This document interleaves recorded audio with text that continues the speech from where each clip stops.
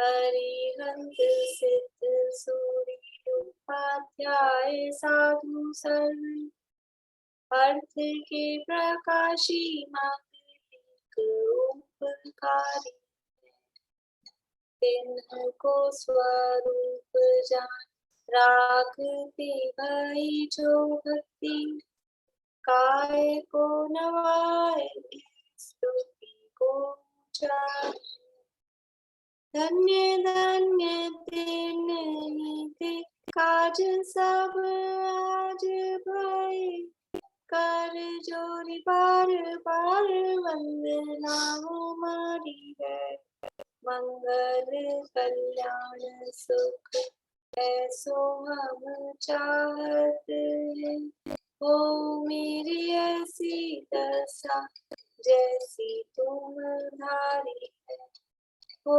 मेरी ऐसी दशा जैसी तुम धारी है मंगलमय मंगल करण पीत राग विज्ञान नमो ताहि जाते बड़े अरहंतारि महा करि मंगल करि ओमा ग्रंथ करण को का जाते मिले समाज सब पावे निज पद राज इस भव तरु का भूल एक जानहु मिथ्या भाव ताको करि निर्मूल करिए मोक्ष उपाय करिए मोक्ष उपाय।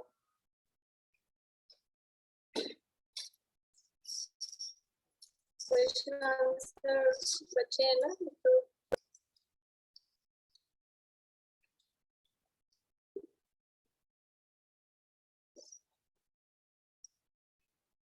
कौन से नंबर का है? 126 नंबर। हाँ 26 लेना है।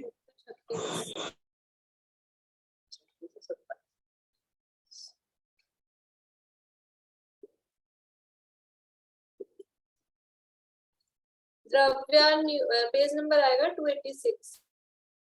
द्रव्यानुयोग के कथन की विधि कर्णानुयोग से मिलने का उदाहरण दीजिए।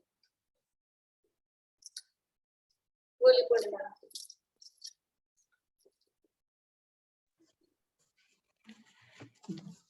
द्रव्यानुयोग के कथन की विधि कर्णानुयोग से मिलाना चाहें तो कहीं तो मिलती है, कहीं नहीं मिलती। जिस प्रकार यथाख्यात चारित्र होने पर तो दोनों अपेक्षा शुद्धोपयोग है, परंतु निचली दशा में द्रव्यानुयोग अपेक्षा से तो कदाचित शुद्धोपयोग होता है, परंतु कर्णानुयोग अपेक्षा से सदाकाल कसाय अंशों के सद्भाव से शुद्धोपयोग नहीं है। इसी प्रकार अन्यत्र भी जान लेना। यानी यथाख्यात चारित होने पर दोनों अपेक्षा शुद्धोपयोग है, यहाँ तो मिल रही है।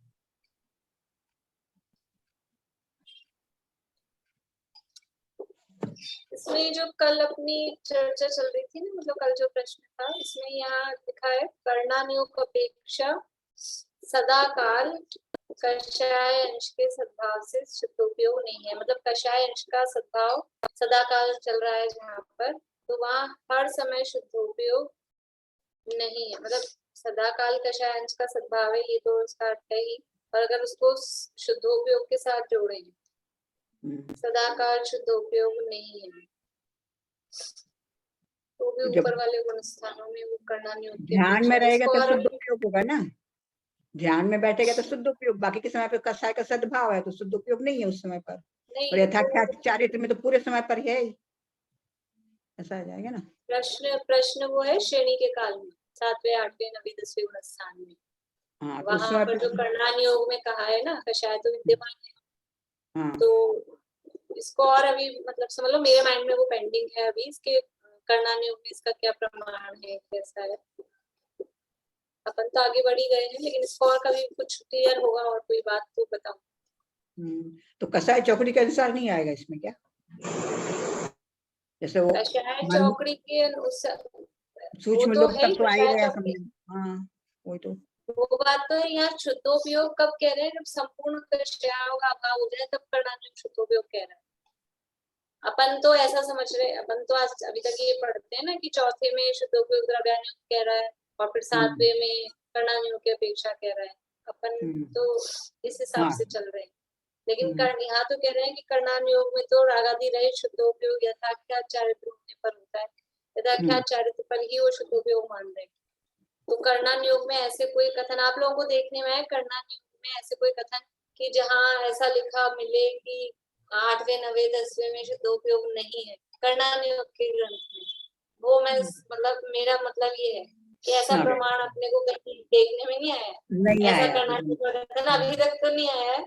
और कोई विशेष मिलेंगे कोई इसके विशेषज्ञ तो प्रवीण जी आप से लोगों पूछ को बता के रख लूं, आपको कोई मिले आप पूछना आप लोग भी हाँ, कि प्रवीण जी से। कर्णानुयोग में ऐसा कोई प्रमाण मिलाएगा कि श्रेणी के काल में उनको कह रहा है कर्णानुयोग में कि शुद्धोपयोग नहीं है। ये तो होगा, टोडरमल जी साहब ने लिखा है तो होगा तो कहीं ना कहीं, और वो कहाँ तबला आदि में कहीं हुआ ऐसा, तो वो देखेंगे अपन। ठीक है। चलिए अगला प्रश्न, द्रव्यानुयोग में परमत का निषेध करने का क्या प्रयोजन है? उसको बतलाने ध्यान कराने का प्रयोजन है। सुनीता द्रव्यानुयोग में परमत में कहे हुए तत्व आदि को असत्य दिखलाने के लिए उनका निषेध करते हैं। वहाँ द्वेष बुद्धि नहीं है, क्योंकि वहाँ पर असत्य को दिखलाकर सत्य सिद्धांत कराने का प्रयोजन है। क्या प्रयोजन है? असत्य बताकर सत्य सिद्धांत कराने का प्रयोजन है, कोई उनसे द्वेष नहीं।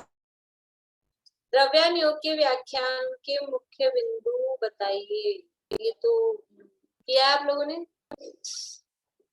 किया है सबने? चलो बोलो, 3 ही हाथ खड़े हैं आज तो, बोलो प्रीति। द्रव्यानुयोग के व्याख्यान की मुख्य बिंदु, पहला, जीवों को जीवादि द्रव्यों का यथार्थ श्रद्धान कराने का प्रयोजन मुख्य है। उसके लिए जीवादि द्रव्यों और तत्वों का विशेष युक्ति, हेतु, दृष्टांत आदि के द्वारा निरूपण करते हैं। दूसरा, यहाँ निश्चय अध्यात्म उपदेश की प्रधानता होने से व्यवहार धर्म का भी निषेध करते हैं। तीसरा, सम्यक दृष्टि की पहला फिर से बोलिए। जीवों को जीवादि द्रव्यों का यथार्थ श्रद्धान कराने का प्रयोजन यहाँ मुख्य है। उसके लिए जीवादि द्रव्य और तत्वों का विशेष युक्ति, हेतु, दृष्टांत आदि के द्वारा निरूपण करते हैं। तो जीवादि द्रव्यों का जो कहा है ना, उसके साथ ही मोक्ष मार्ग भी जोड़ लो। जीवादि द्रव्य और मोक्ष मार्ग का सिद्धांत कराने के लिए वो दोनों। फिर तीसरा, सम्यक दृष्टि की महिमा बतलाने के लिए उनके भोगों को निर्जरा का कारण कहा है। चौथा, छद्मस्त के बुद्धि गोचर परिणामों की अपेक्षा कथन करते हैं। और पांचवा, परमत में कहे तत्व आदि को असत्य बतलाने के अर्थ उनका निषेध करते हैं। ठीक है, और किसी के एक्चुअली में मेरा प्रश्न लाई तो शायद यही लगाए हैं मैंने भी। बोलिए सुनीता आंटी, आपका कुछ और है? 2 पॉइंट अलग है इसमें। किसको अलग लिया आपने? एक लिया द्रव्यानुयोग में चरणायोग वत ग्रहण त्याग कराने का प्रयोजन करते हैं, और एक ये लिया है मैंने कि द्रव्यानुयोग में शुद्धोपयोग वो वाला तो बोल दिया ना इसने, द्रव्यानुयोग में शुद्धोपयोग करेंगे आ जाएगा ना, मतलब छद्मस्त की बुद्धि गोचर जो ये वाला पॉइंट लिया ना, ये वाला लिया ना। सेकंड लास्ट क्या लिया था, फिर से बोलना सेकंड लास्ट वाला। छद्मस्त के बुद्धि गोचर परिणामों की अपेक्षा कथन करते हैं, तो इसमें ये वाली बात आ जाएगी।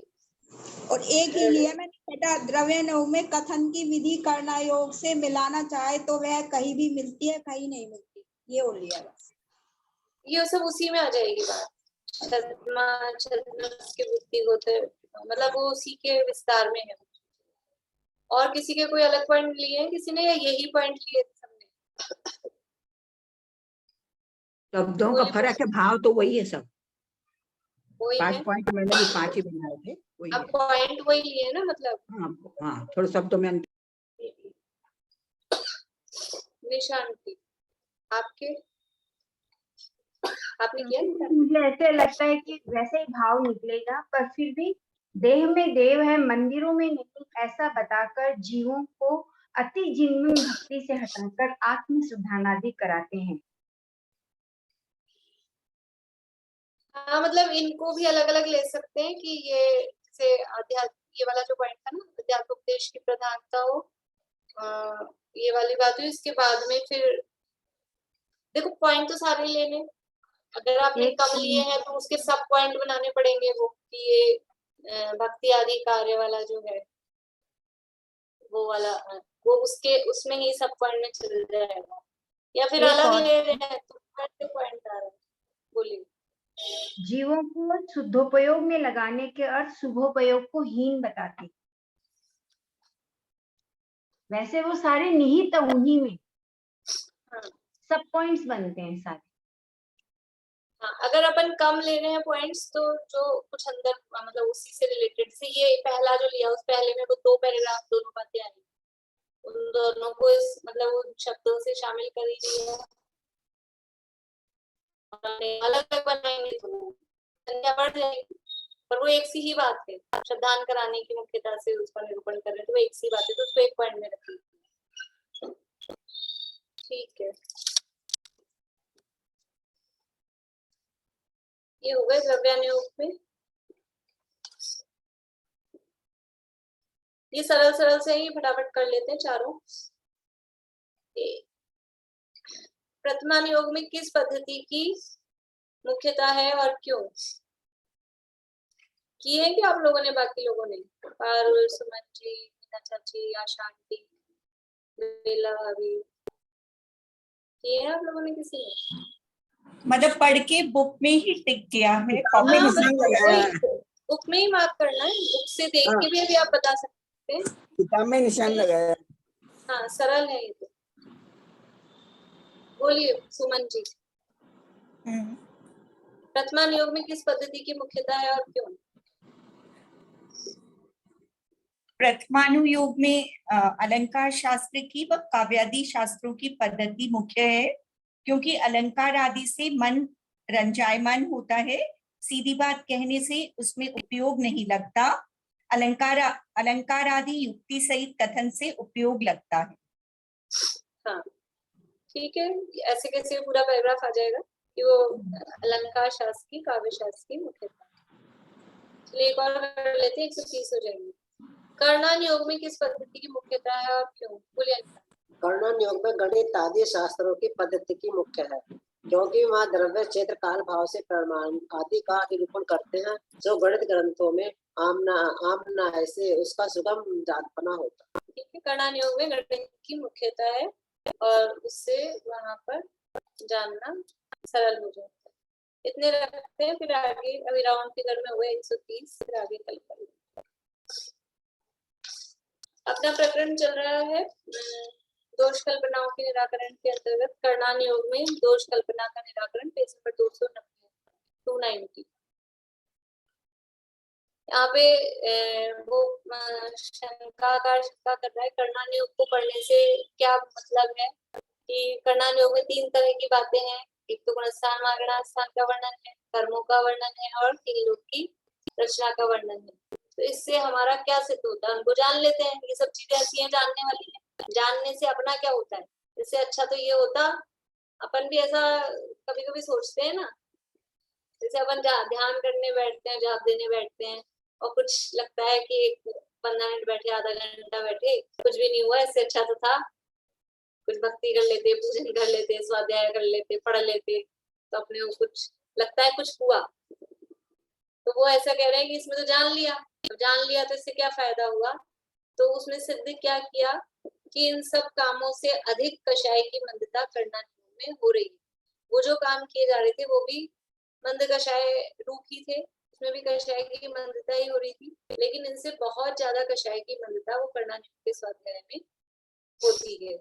और आत्मानुभवन आदि के लिए भी वहां पर उपयोग की एकाग्रता बनती है, उसके अभ्यास में वहाँ उपयोग लगता है। इसलिए कर्णानुयोग में जो आप दोष लगा रहे हो कि पढ़ना बेकार है, वो ऐसा नहीं है। फिर यहाँ कल बात की थी अपन ने, जीव कर्मादि के नाना प्रकार भेद जाने में रागादि करने का प्रयोजन नहीं है, इसलिए रागादि बढ़ते नहीं है, और वितराग होने का प्रयोजन जहाँ तहाँ प्रकट होता है। कर्मों को जानने पर भी दो लाभ होते हैं, एक तो रागादि बढ़ नहीं रहे, और फिर वो रागादि खत्म होने के, वितराग होने का काम भी वहां पर उससे होता है। इसलिए कर्मादि को पढ़ना या इस रूप में कर्णानि का स्वाध्याय करना वो भी प्रयोजनभूत है, उसमें कोई अप्रयोजनभूत काम नहीं। यहाँ कोई कहे कोई कथन तो ऐसा ही है, परंतु द्वीप समुद्रादि के योजनादि का निरूपण किया, उनमें क्या सिद्धि है? द्वीप समुद्रादि का जो निरूपण किया उसमें क्या सिद्धि है? तो कह रहे वो भी हमने पढ़ा या उसको सुना या निरूपण किया, तो उसमें कोई इष्टनिष्ट की बुद्धि, कोई राग द्वेष नहीं हुई। जम्बूद्वीप अच्छा है कि धात्रीखंड अच्छा है? कौन सा अच्छा है? लवण समुद्र अच्छा है कि कालोद्वीप अच्छा है? कोई बस वो जान लिए ज्ञान के विषय बनते हैं, उसमें राग द्वेष नहीं होता। तो कम से कम जितनी देर हम उस राग द्वेष से बचे रहें, ये नहीं पढ़ते हैं तो क्या करते हैं, और जो कुछ करते हैं उसमें फिर राग द्वेष निश्चित रूप से होता ही होता है। क्योंकि अज्ञानी जीव तो जो भी कुछ जानता है ना, तीन तरह से जानता है, मेरा है कि तेरा है, अच्छा है कि बुरा है। या तो मेरा तेरा जानेगा यानी मोह करेगा, अच्छा जानेगा राग करेगा, बुरा जानेगा द्वेष करेगा, मोह राग द्वेष लिए ही जानेगा। यहाँ ये पड़े द्वीप समुद्र, तो ये मेरा है, जम्बूद्वीप मेरा है। आप किसी को ऐसा हो सकता है जम्बूद्वीप अपना है, इसके ऊपर अच्छा है, हम जम्बूद्वीप में रहते हैं, लेकिन ऐसा किसी को होता नहीं है। लवण समुद्र अच्छा है कि कालोद्वीप अच्छा है, कौन सा पर्वत अच्छा है, ऐसा उसमें राग द्वेष नहीं होते। इससे ये भी तो फायदा है ना, जैसे पता चल जाता है कहाँ पर क्या है, मतलब पहले कुछ भी नहीं समझ आता था, अब ऐसा समझ आता है कि सिमंदर स्वामी भगवान कहाँ पर है, कैसे कहाँ पर होंगे, तो थोड़ा सा मन में श्रद्धा और मतलब वो होती है। हाँ, श्रद्धान तो पक्का होता ही, श्रद्धान पक्का होता है, अपने को विश्वास होता है कि ये भी है, ये इस तरह की भी रचनाएं दुनिया में है, ये जितना हम देख रहे हैं उतनी नहीं है। कुएं के मेंढक जैसी स्थिति अपनी होती है, नहीं तो अपने को जो कुछ दिख रहा होता है बस वही है, लेकिन इसके अलावा भी बहुत कुछ है, और इसको जाना गया है, देखा गया है, कहा गया है। देखिए यहाँ तक तो चर्चा अपनी कल हो गई थी।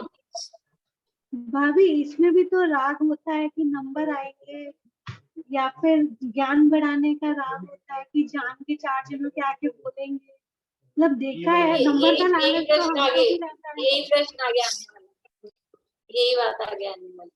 देखिए फिर वह कहता है ऐसा है तो जिनसे कुछ प्रयोजन नहीं है, ऐसे पाषाण आदि को भी जानते हुए वह इष्ट अनिष्टपना नहीं मानते, इसलिए वह भी कार्यकारी हुआ। अभी पारुल का क्वेश्चन नेक्स्ट में आएगा, मतलब इसके बाद में बाद वाली बात में आएगा, लेकिन आएगी। ये क्या कह रहा है सामने वाला, मतलब उसको कहा कि द्वीप समुद्र को जान रहे हैं तो कोई इष्ट अनिष्ट की बुद्धि नहीं हो रही, राग द्वेष नहीं हो रहे, इसलिए उसको जानना कुछ गलत नहीं है। तो कह रहे हैं फिर अच्छी बात, मतलब अपनी भाषा में कहें कि जैसे राग द्वेष नहीं हो रही, आप तर्क दे रहे हो, तो फिर ठीक है हम पत्थर को जाने, पाषाण आदि को जाने, हम पत्थर को जाने। तो हम पाषाण आदि को जानते हुए भी हम पत्थर को जान रहे, उसमें कुछ इष्टनिष्टपना नहीं हो रहा है, तो फिर उसको जानना भी कार्यकारी हुआ। फिर तो कुछ भी जानते रहे हम, फिर द्वीप समुद्र को ही क्यों जाने, फिर सारी दुनिया में पता नहीं क्या क्या है, कुछ भी जाने, राग द्वेष नहीं होंगे तो उनको जानना भी कार्यकारी हुआ। समझ में आया प्रश्न कि इष्टनिष्ट बुद्धि नहीं हो रही है द्वीप समुद्र आदि को जानने में, तो ऐसे ही तो हम और भी कुछ भी जाने, उसमें भी हमें इष्टनिष्ट बुद्धि नहीं होगी।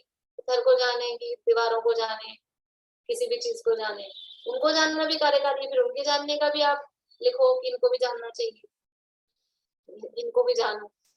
देखो उत्तर क्या कह रहे हैं, सरागी जीव रागादि प्रयोजन बिना किसी को जानने का उद्यम नहीं करता।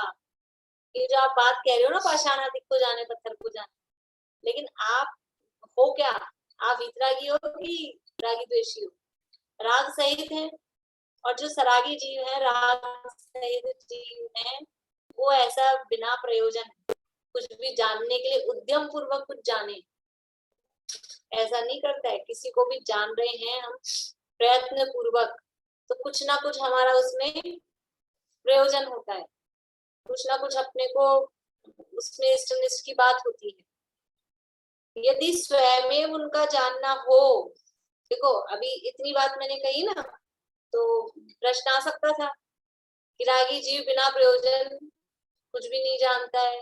तो ऐसा नहीं, हम सड़क पे चलते हैं, सड़क पे चलते हैं बिना प्रयोजन ही वो जानने में आते हैं किसका मकान है, किसका मकान है, दीवार है, रास्ता है, सड़क है, कोई सर्किल है, कोई चौराहा है, तो अपने को दिखते रहते हैं, सब लोग आते जाते दिखते हैं।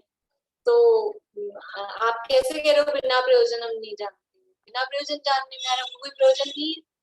तो कह रहे हैं कि पहली बात तो थोड़ा सा तो ये प्रयोजन है कि सड़क पे देख के चले, अपन चल रहे हैं तो वो दिख रहा है, तो इतना तो प्रयोजन है कि सड़क पे हम चल रहे हैं किसी से टकरा नहीं जाए। चलो उसको छोड़ो, क्या कह रहे हैं, यदि बिना प्रयोजन भी उसका जानना, स्वयं उसका जानना हो जाए, इंटेंशनली हम नहीं जान रहे, उद्देश्य पूर्वक हम नहीं जान रहे, लेकिन सहज रूप में भी सड़क पे जा रहे हैं, किसी का मकान दिखा, कोई रास्ता दिखा, कोई गाड़ियां दिखी, स्वयं उनका जानना हो रहा है, तो भी अंदर में क्या है, अंदर में राग है, राग द्वेष तो अंदर में है ही, तो उनको जानकर अंतरंग राग आदि के अभिप्राय से वहां से उपयोग को छुड़ाना ही चाहता है, कुछ जानने में आ गया।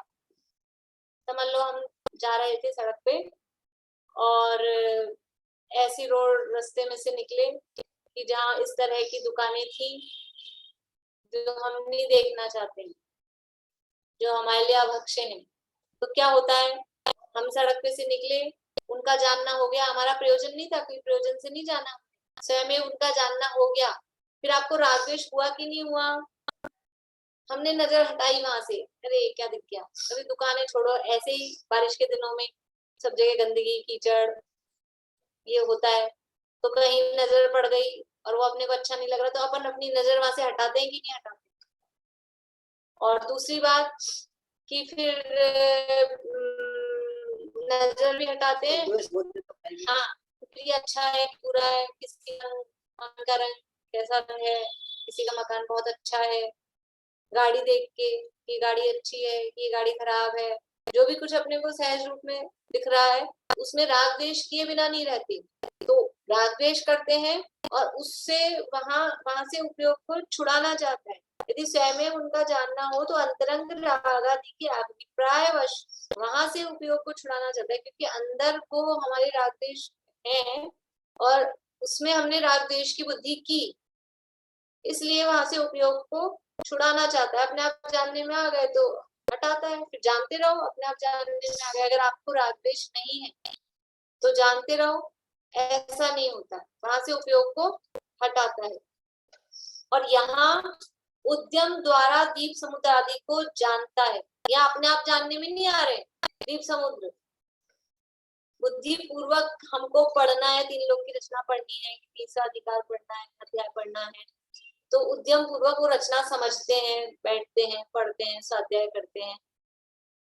ऐसे नहीं हो रहा अपने आप आसमान से टपक गया ज्ञान आपको, ऐसा नहीं होता है कि नहीं, कभी कभी सहज हो जाता है, कहीं चल रहा हूँ, तो कहीं चल रहा भी है तो भी आप उसमें दिमाग लगाते हो।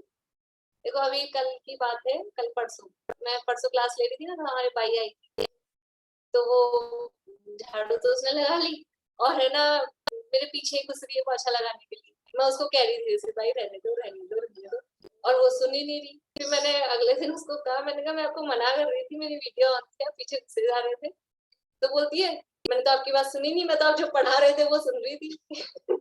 मैं तो वो सुन रही थी, मैंने कभी बैठ जाते सुनने, ऐसे तो क्या है कि वो मतलब कभी सुनी ही नहीं ऐसे, और उस दिन ही ऐसा हुआ, वो टाइम चेंज कर लिया ना अपन ने, तो वो उसी समय आई। तो मतलब वो बुद्धि, मतलब स्वयं जानना हुआ, स्वयं जानना में भी उसने बुद्धि लगाई ना, उसने उपयोग इसमें लगाया, जानना तो स्वयं हुआ, उसको कोई बुला के तो लाया नहीं था कि आप बैठो सुनो, वो चाहती तो नहीं सुनती, वो अपने कुछ और, कहीं और दिमाग में कुछ और होता है, अपने पढ़ते पढ़ते ऐसा होता है दिमाग कहीं चल जाता है और कहीं, तो उसमें बुद्धि पूर्वक लगता है, स्वयं भी जानना होता है। अगर इस तरह की चर्चा, तो उसमें उपयोग लगाए बिना नहीं जानना, और यहाँ तो दीप समुद्रादि की रचना है, ये पुरुषार्थ पूर्वक प्रयत्न पूर्वक जानने बैठा है तो वहां उपयोग लगाता है। वहां ऐसा नहीं कि अपने आप जानने में आ गए, और उपयोग लगा रहा है। यहाँ क्या सिद्ध कर रहे हैं कि ये उपयोग लगा रहा है, तो ये कब लगा रहा है? चला के करने बैठा है ये काम, रागादि घटे तो ये पढ़ने बैठा है, ये सुनने बैठा है।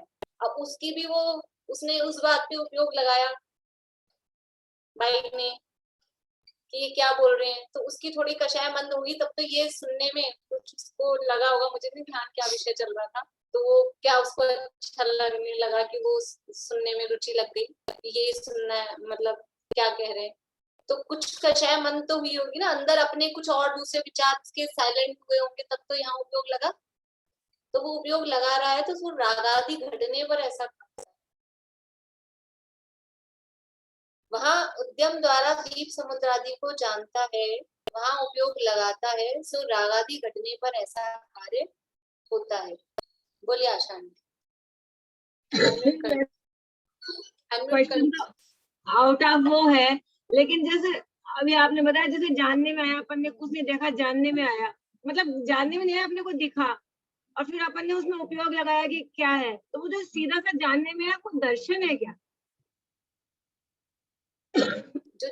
जो स्टार्टिंग में नहीं, अपन जैसे आप बिना प्रयोजन जैसे कुछ चलते रास्ते दिख रहा है, वो दर्शन नहीं कहलाएगा, वो ज्ञान ही कहलाएगा। ज्ञान अपन उपयोग लगाएंगे वो ज्ञान है या वो भी ज्ञान ही है? नहीं, वो भी ज्ञान ही, वो नेत्रेंद्रिय से ज्ञान हुआ ना, मति ज्ञान हुआ, दिखा या कर्णेंद्रिय से हुआ, कुछ सुना, ज्ञान ही है। दर्शन नहीं, दर्शन पकड़ में ही नहीं आता।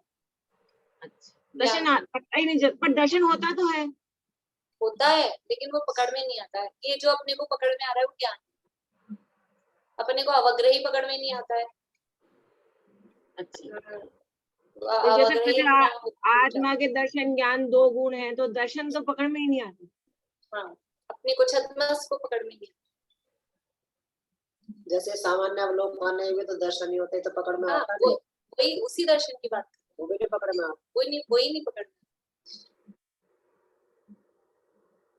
तो यहाँ उद्यम द्वारा दीप समुद्रादि को जानता है, वहां उपयोग लगाता है, सो रागादि घटने पर ऐसा कार्य होता है, तथा पाषाणादिक में इस लोक का कोई प्रयोजन भाषित हो जाए तो रागादिक हो जाते हैं। वो बोल रहा था पत्थर को जान ले, बिना प्रयोजन नहीं जानना है तो रागादिक कम करने, लेकिन पत्थरों में भी राग द्वेष हो जाता है ना। ये पत्थरों की तो बात है, हमको किसी की मकान दिख रहा है, किसी ने कौन सा पत्थर लगाया, कौन सा एलिवेशन किया, कौन से डिजाइन किया, वो पत्थर ही तो है, उसमें राग द्वेष होते हैं कि नहीं होते?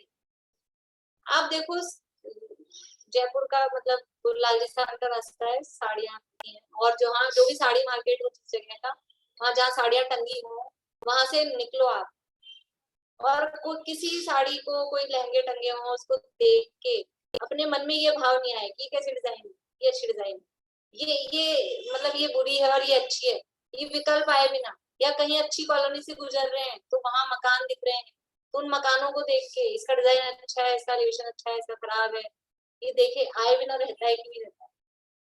कुछ ना कुछ वो आता ही है।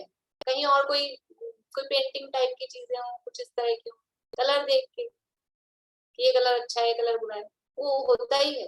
तो पाषाण आदि में भी इस लोक का कोई प्रयोजन भाषित हो, हम तो पत्थर देखने गए हैं, तो पत्थरों में राग द्वेष नहीं होता कि अपने घर में लगाना है, अपने को किचन में तो कौन सा पत्थर लगाना है, तो उसमें राग द्वेष होंगे कि नहीं होंगे? अपने घर में फ्लोरिंग करानी है, पाषाण आदि में भी राग द्वेष होते हैं, ऐसी बात नहीं, वहां पे भी राग द्वेष होते हैं। इस लोक का कोई प्रयोजन भाषित हो गया, अपना प्रयोजन हो गया, इसमें किस तरह का अपने को क्या काम चाहिए, तो वहां राग द्वेष होते हैं।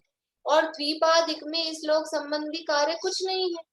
द्वीप समुद्र को जान रहे हैं तो इस लोक में कुछ काम आएगा आपकी? कोई जम्बूद्वीप को अपने घर में लगाना है कि उठा के लाना है कि कुछ कर, मतलब ऐसा कुछ प्रयोजन है अपने को इस लोक संबंधी?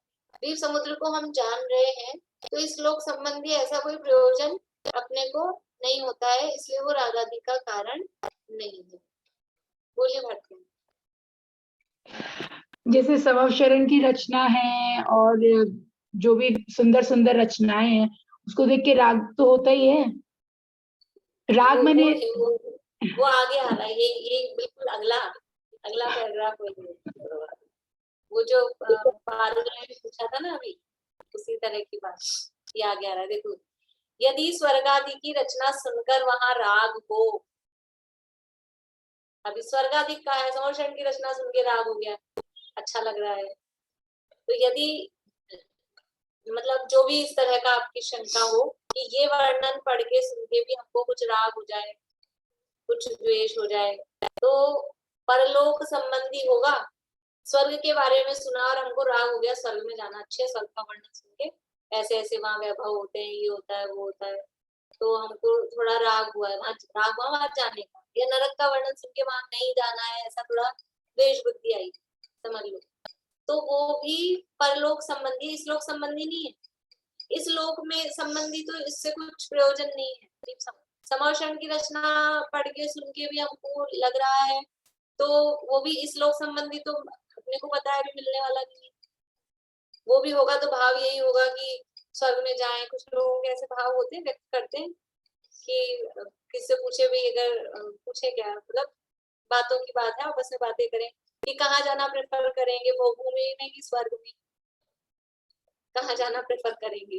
दादा तो कहते हैं कि जहाँ जाना होगा वहां जाएंगे, हम तो कुछ कहेंगे, लेकिन फिर भी अपन बात करें तो कुछ लोग ऐसा कहते हैं कि स्वर्ग में जाना अच्छा है, फिर स्वर्ग में जाकर अपन समोषण में जा सकते हैं, ऐसा विचार करते हैं। तो वो समोषण का वो भी जो आएगा, समोषण वाली बात, वो भी अगले भाव संबंधी आएगी। और अगर स्वर्ग में जाने की डायरेक्टली बात देखें, वो भी अगले भाव संबंधी है। इस भाव का तो कोई प्रयोजन उसमें हो नहीं रहा है।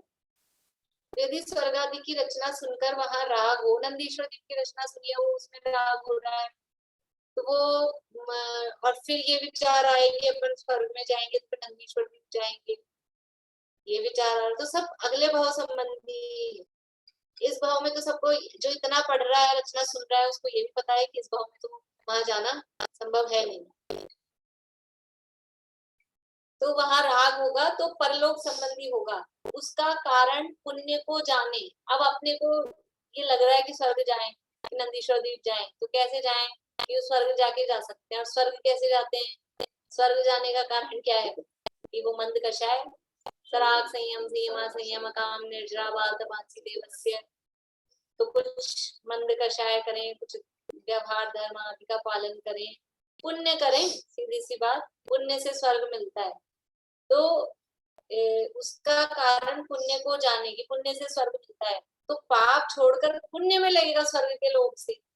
स्वर्ग की रचना सुनी और उसका लोभ आया, राग आया, राग मतलब लोभ, और फिर वो स्वर्ग की प्राप्ति के लिए कुछ पुण्य कर रहा है, तो कम से कम पाप से तो बचा। किसी ना किसी तरह से वो समझ लो ये अप्रयोजन भूत नहीं है, भला ही होना है, कुछ बुरा नहीं होना है। तो स्वर्ग आदि की रचना सुनकर वहां राग हो तो परलोक संबंधी होगा। उसका कारण पुण्य को जाने, तब पाप छोड़कर पुण्य में प्रवर्ते, इतना ही लाभ होगा। तथा द्वीप आदि को जानने पर यथावत रचना भाषित हो, तब अन्य मत आदि का कहा झूठ भाषित होने से सत्य श्रद्धानी हो, और यथावत रचना जानने से भ्रम मिटने पर उपयोग की निर्मलता हो। देखो कितने लाभ बता दिए। पहला लाभ तो पाप से बचेगा, ये हो गया, और फिर दूसरा लाभ क्या, ग्रहित मिथ्यात्व से बचेगा, क्योंकि अन्य मत में भी वर्णन मिलते हैं, ये द्वीप समुद्र आदि के वर्णन अन्य मतों में भी मिलते हैं। जैसे अपन 14 राजू का लोक कहते हैं, वहाँ 14 ब्रह्मांड शब्द मिलता है, वो भी इसी तरह से। और ऐसे ही जैसे गोल गोल अपने द्वीप समुद्र मध्य लोक में कहे गए हैं ना, ऐसे ही बौद्धों में भी, और सांख्यों में किसी एक और नाम मुझे ध्यान नहीं आ रहा, वहां पर भी इसी तरह की कुछ, वहां 7 हैं कि 10 हैं, भले ही वो असंख्यात ही कहते हैं, असंख्यात का पता ही नहीं उनको, लेकिन वो भी इस तरह के गोल गोल चूड़ी के जैसा वहां भी कहते हैं। तो वहां जो कहे हैं, या फिर मान लो वो नहीं कहते हैं, तो वो जो कल्पना कर रहे हैं कि वो किसके मस्तक पे ना, वो शेषनाग के सिर पे वो धरती टिकी हुई है, इस तरह की कल्पना करते हैं। तो ये जो भी कल्पना वो कर रहे हैं, वो झूठा भाषित होता है। इस तरह की जो भी कल्पना जो की जाती है अन्य मतों में, जो जो भी बातें, वो झूठ भाषित होती है। इसको अपन पढ़ते हैं, सूरज घूमता है कि पृथ्वी घूमती है, ये जो बातें हैं, तो ये भी समझ लो विज्ञान ने कहा तो अपन उसको अन्य मत में लो। तो ये जो अपन रचना पढ़ रहे हैं, तो उनका कथन अपने को ऐसा नहीं है, वो झूठ भाषित होता है और यथार्थता ख्याल में आती है। तो सत्य श्रद्धान पक्का होता है। दूसरा लाभ क्या हुआ, रहित मिथ्या तो छूटता है, ये दूसरा हुआ, बल्कि इसके साथ में डबल लाभ हो गया कि रहित मिथ्या तो छूटा और अपने धर्म का सत्य श्रद्धान हुआ। एक ही कहो भले ही, रहित मिथ्या तो छूटा तो जनमत का श्रद्धान पक्का हुआ। और यथावत रचना जानने से भ्रम मिटने पर उपयोग की निर्मलता हुई। हमने यथार्थ जाना, नंदीश्वर की रचना कैसी है, तीन लोक की रचना कैसी है, स्वर्ग की रचना कैसी है, नरक की रचना कैसी है, तो उपयोग में निर्मलता आई, क्लियरिटी आई, तो भ्रम दूर हुआ, उपयोग की निर्मलता आई, तो उपयोग निर्मल हुआ। बहुत बड़ा लाभ है उपयोग निर्मल होना, ये बहुत बड़ा लाभ है। उससे फिर कषाय और मंद होगी। पहले तो कषाय मंद हुई थी तभी पढ़ा, और फिर उपयोग में जो निर्मलता आई है ज्ञान में, उससे फिर से उसका लाभ क्या मिलेगा, फिर कषाय मंद होगी, तो कषाय की मंदता का लाभ फिर से इधर अपने को मिलेगा, इसलिए वो कार्य करेगी। पारुल आपका हो गया, जब आप समझ में आई बात? नहीं हुआ, बोलो फिर से। भाभी कषाय तो मन हुई नहीं ना, रागी तो बढ़ा और मिथ्या बुद्धि भी बढ़ी, स्वर्ग पाने की राग बढ़ा, कषाय मंद मतलब कषाय कह रहे हैं संक्लेश परिणाम, और ये जो बढ़ रही है ये विशुद्धि, जो राग बढ़ रहा है ना, ये धर्म संबंधी, मतलब अशुभ राग नहीं बढ़ रहा। और अगर परभव का कोई लोग भी देखें तो भी उसको विशुद्धि बोलते हैं। कषाय मतलब संक्लेश, यहाँ ऐसा समझ, कषाय बढ़ रही है घट रही है तो संक्लेश बढ़ रहा है घट रहा है, उस संदर्भ में लेंगे। और कषाय कम हो रही है यानी विशुद्धि बढ़ रही है। तो भले ही राग बढ़ा है तो एक कषाय तो बढ़ रही है, जैसे वहां प्रथमा उसमें कहा था ना चरना नियम, कोई कषाय छुड़ाकर कोई कषाय करा रहे, ऐसे ही यहाँ पर अशुभ का राग या संक्लेश छुड़ाकर पहले ये शुभ का राग या विशुद्धि बढ़ रही है। विशुद्धि बढ़ने से जैसे विशुद्धि बढ़ती है ना, तो वो आगे कार्यकारी, मतलब विशुद्धि बढ़ाना प्रयोजन नहीं है, लेकिन विशुद्धि बढ़ते बढ़ते वो शुद्धि तक ले जाती है। उसके अनंतर पूर्वक्षणवर्ती पर्यायों को देखेंगे। जो शुद्धि वाली शुद्धोपयोग की जो दशा है, उससे जस्ट पहले क्या होगा, शुद्धोपयोग की दशा, आत्मानुभव की दशा, उससे जस्ट पहले एक समय पहले वाली पर्याय क्या है, अनिवृत्तीकरण। अनिवृत्तीकरण है ना, समझ लो अपन प्रथमोपशम सम्यक की तरफ से देखें तो वो अनिवृत्तीकरण वाली दशा वो क्या है, शुभोपयोग रूप है कि शुद्धोपयोग रूप है? अनिवृत्तीकरण की दशा शुद्धोपयोग की है, भाई ऊपर थोड़े से छोड़ते अगर अनिवृत्तीकरण की शुद्धोपयोग की है तो फिर शुभोपयोग की है, अलग सिरे से कहेंगे आत्मानुभव में। शुभोपयोग की दशा है, अनिवृत्तीकरण की दशा वो शुभोपयोग है, मतलब वो इतनी उत्कृष्ट विशुद्धि हम अंतर नहीं कर पा रहे।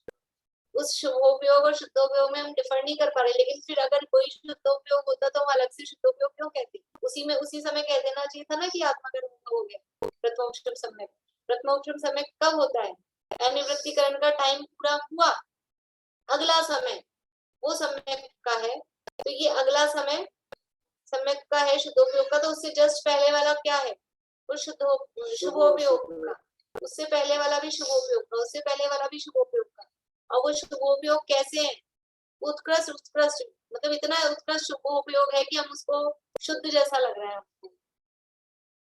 तो ये विशुद्धि बढ़ेगी तब जाके, यानी अनंतर पूर्वक्षणवर्ती पर्यायों में विशुद्धि होगी। ये विशुद्धि ही इसलिए परंपरा से वो शुद्धि का कारण है। यद्यपि विशुद्धि शुद्धि का कारण नहीं है, लेकिन परंपरा से देखा जाए, पीछे पीछे जाएंगे तो पीछे पीछे वो मिलेगी। कोई ऐसा नहीं मिलेगा कि यहाँ तो उसको शुद्धोपयोग हुआ है और उससे पहले वाली पर्याय में उसको संक्लेश था, ऐसा नहीं होगा। उससे पहले वाली पर्यायों में शुभ वो है। शुभ भाव, वो विशुद्धि होगी, इसलिए एक सी बात नहीं। ठीक है, अब समझ में आई। तथा कितने ही कहते हैं कर्णान योग में कठिनता बहुत है, इसलिए उसके अभ्यास में खेद होता है। कर्णान योग में कठिनता बहुत है, इसलिए अभ्यास करते हैं तो ऐसे पजल हो जाते हैं, हम तो दिक्कत लगती है, इतना गणित है, ये है, वो है, खेद होता है, मतलब ऐसा माथा पच जाता है पजल हो जाते हैं। उससे कहते हैं यदि वस्तु शीघ्र जानने में आए तो वहां उपयोग उलझता नहीं है, तथा जानी हुई वस्तु को बार बार जानने का उत्साह नहीं होता, तब पाप कार्यों में उपयोग लग जाता है।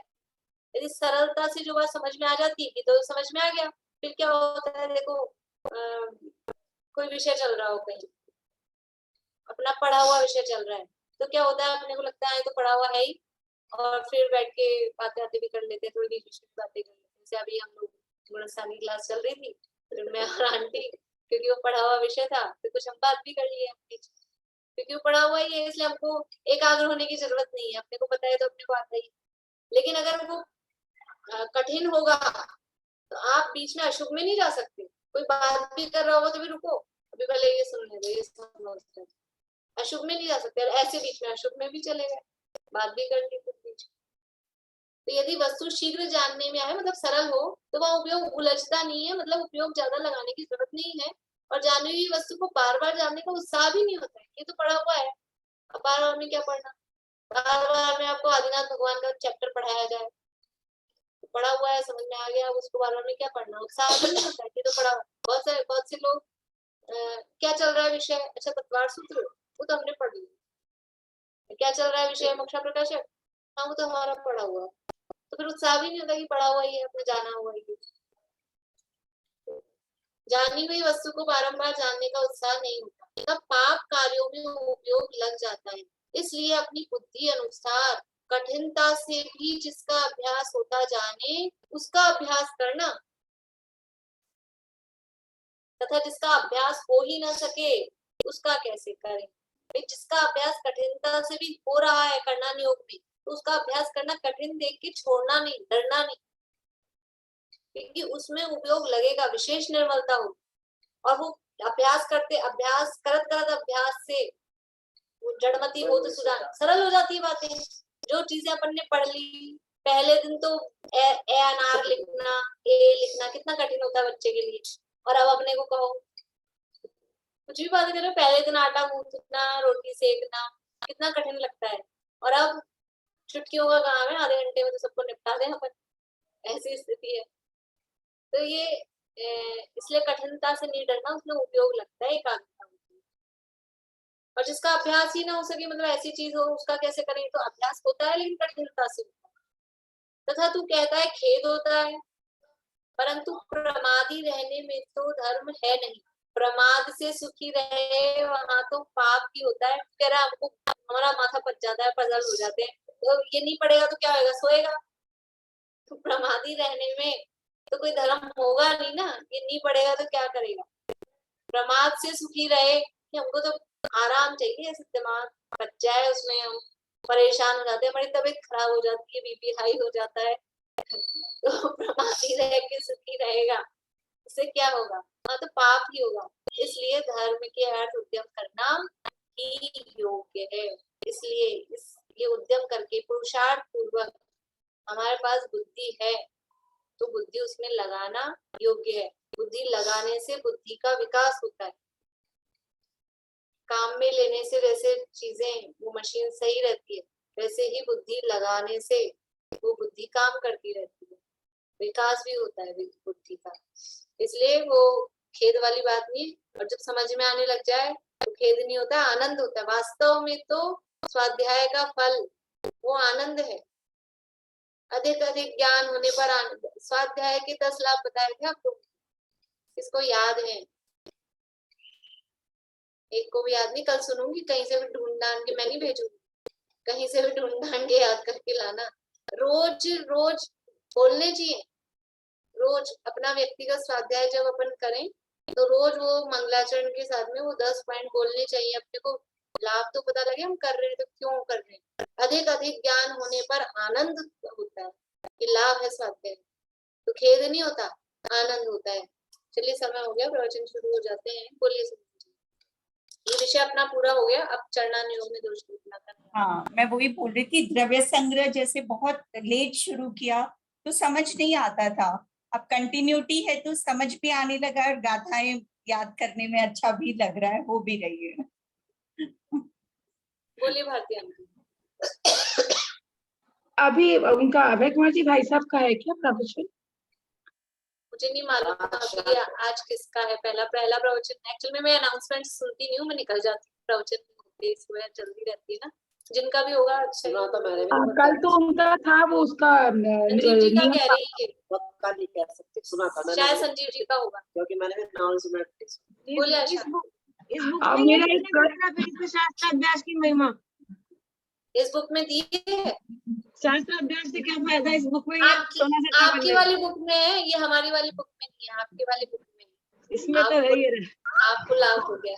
बोलिए भारती आंटी, और कह रही। मैंने पढ़े थे कहीं पर, किसी में पढ़े थे, ये इसमें ही है ये 16-17। हाँ भारती आंटी और कुछ कह रहे हैं? नहीं, मेरा एक प्रश्न था लेकिन इससे एकदम अलग है, अभी टाइम नहीं है, बाद में पूछूंगी। वो आज मन में से चल रहा है सवेरे से, तो बाद में पूछूंगी। बाद में बोलिए। भाभी ये इसमें लाइन है ना, जिसका अभ्यास हो ही ना सके उसका कैसे करें, तो ये इसके लिए थोड़ी है, करणान योग के लिए। करणान योग की ही बात चल रही है कि जिसका अभ्यास हो ही ना सके, मतलब कठिनता से भी जिसका अभ्यास, करणान योग में भी कठिनता से भी जिसका अभ्यास होता जाने उसका करना, जिसका नहीं हो सकता उसका तो कैसे करेंगे। तो और किसके लिए कहेंगे बताओ? जैसे मतलब वो समझ में नहीं आया, मतलब वो कठिनता से तो हो ही जाता है ना अभ्यास, होगा क्यों नहीं, हो ही ना चलो तो सके। कल और मैं देखूंगी, कल इसको और थोड़ा सा देख लेंगे अभी। ठीक जनवाणी से